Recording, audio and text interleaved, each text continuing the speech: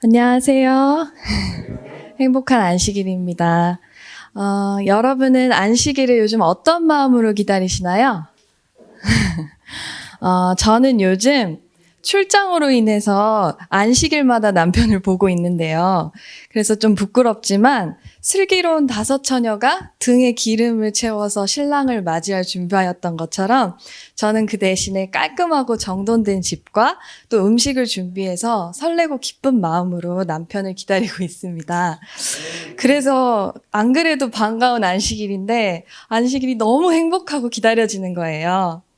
그래서 이와 마찬가지로 또 곧 오실 예수님의 재림을 저희가 두려움이 아니라 이런 설렘과 또 잘 준비된 상태로 기쁨으로 맞이할 수 있는 그런 그리스도인이 되고 싶습니다. 저는 오늘 제가 요즘 누리고 있는 하나님의 은혜와 또 제가 발견한 진리를 잠시 나누고자 이 자리에 섰습니다. 말씀을 읽던 중에 사랑장이라고 불리는 고린도전서 13장을 외워야겠다라는 생각이 들었고 또 관련된 예언의 신들을 정리해 놓은 말씀을 발견했어요. 여기 동산에서 원장님이 정리해 두신 책인데 마음의 정원에 있는 열매들이라는 책이에요. 그래서 함께 공부하게 되었습니다. 말씀을 읽는 와중에 성화의 가장 고귀한 열매는 온유의 은사이다. 이 은사가 영혼을 주관할 때 성벽은 그 감화로 말미암아 형성된다. 이런 글을 보게 되었고 안 그래도 제가 부족하다고 생각했던 이 온유에 대해서 너무 갈망하게 되었습니다. 저에게 가장 부족한 이제 온유가 이제 뱃속에 있는 이 아이가 이 온유를 가지기를 제가 너무 원해서 어떻게 하면은 이 아이가 이 온유를 가질 수 있을까 하고 찾아보게 되었습니다. 근데 이제 말씀을 보다 보니까 그늘없는 가정 39장에 어머니의 감화라는 챕터를 읽게 되었어요. 잠시 읽어보겠습니다. 어머니가 어떠하면 자녀들도 그러하다. 어머니의 생각과 감정은 그가 자녀에게 물려줄 유산에 강력한 영향을 미칠 것이다. 어머니가 자신의 기분에만 집착하는 마음을 갖는다면, 그리고 이기심에 빠지고 화를 잘 내며 가혹하다면 자녀의 성질이 이런 사실을 드러낼 것이다.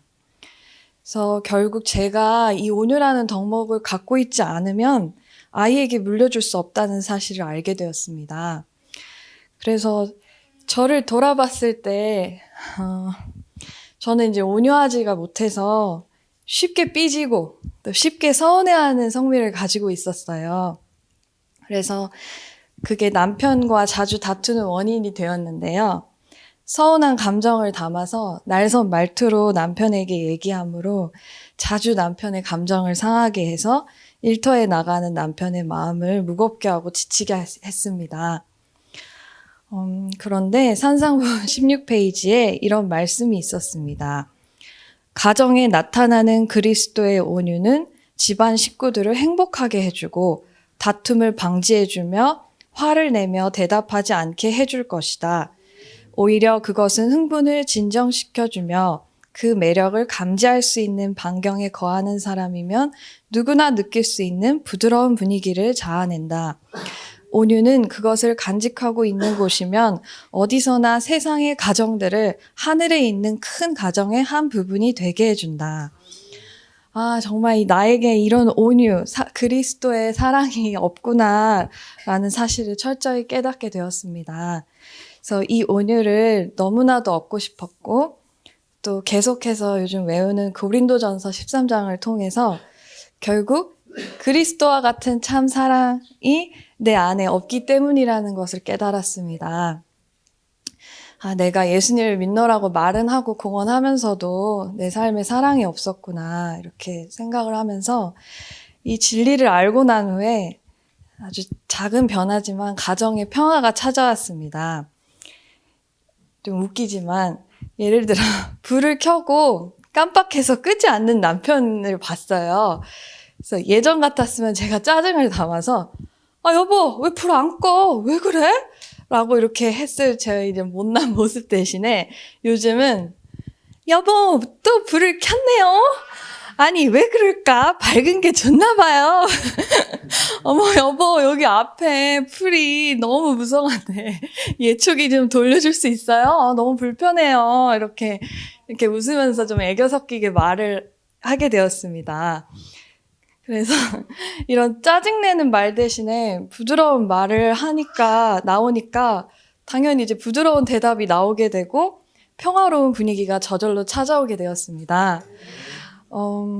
그래서 날선 말투를 하지 않으니까 남편이 화를 내지 않는 것을 알았고 이렇게 사소한 이유 때문에 다투었던 게 너무 부끄러워졌습니다. 작은 노력이지만 이제는 말을 하기 전에 좀 더 온유한 말투, 또 사랑이 담긴 말을 하려고 노력하고 있습니다. 성화된 생애 15페이지에 이런 말씀이 있습니다. 그리스도의 학교에 있어서 온유는 두드러진 성령의 열매 가운데 하나이다. 온유는 성령께서 성화된 자에게 주시는 한 은사이며 온유함을 지닌 사람은 어느 때나 충동적이고 성급한 성벽을 제어할 수 있게 된다. 본성적으로 심술궂거나 조급한 기질을 가진 사람들이 온유의 은사를 마음에 품으면 그들은 저희의 좋지 못한 성격을 완화시키기 위하여 가장 진지한 노력을 하게 될 것이다. 그들은 예수를 불쾌하게 하며 그분을 닮지 아니한 것들을 극복할 때까지 매일매일 자제할 것이다. 그들은 듣기는 속히 하고 말하기는 더디하며 성내기도 더디하라는 영감적 교훈을 순종할 수 있기까지 거룩한 모범에 동화되어 가게 된다. 그래서 고린도전서 이제 13장 주석에는 바울이 이 참된 사랑에 대해서 이렇게 말해주고 있습니다. 이 장은 하나님을 사랑하고 그의 계명을 지키는 모든 사람의 순종의 표현이다. 그것은 모든 참된 신자들의 생활 속에 행동으로 나타나는 것이다.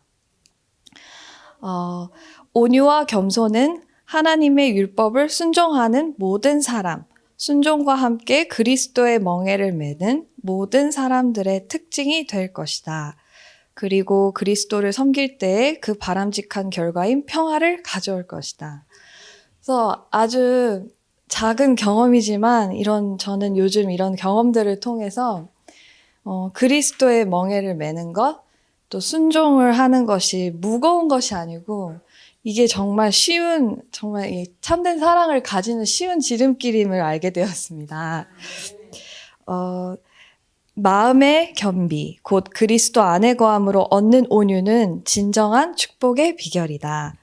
그래서 아직 제가 부족한 부분이 너무 많고 또 하나님의 앞에 너무나도 항상 부끄럽고 하나님 앞에 나아가면 눈물밖에 안 나지만 또 하나님의 말씀에 이제 작은 것이라도 순종해서 또 이 고린도전서 13장 같은 참 사랑을 소유하는 제가 돼서 이 아이에게도 물려줄 수 있고 또 하나님을 알지 못하는 자들에게 이 그리스도의 사랑에 이제 편지가 되는 저와 또 동산 식구들이 되기를 바랍니다. 감사합니다.